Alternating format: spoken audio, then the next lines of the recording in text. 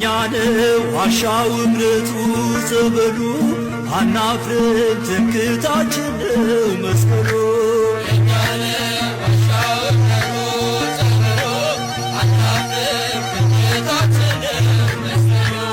የኛ ነው የኛ ነው የኛ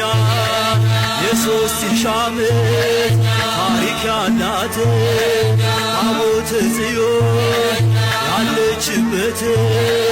የጸሎት ስፍራ የኪዳን አገር ኢትዮጵያ ናቴ አገረ እግዚአብሔር የኛን ዋሻው እምነቱ ጸበሉ አናፍርም ትምክህታችን ነው መስቀሉ የኛን ዋሻው እምነቱ ጸበሉ አናፍርም ትምክህታችን ነው መስቀሉ የኛ ነው የኛ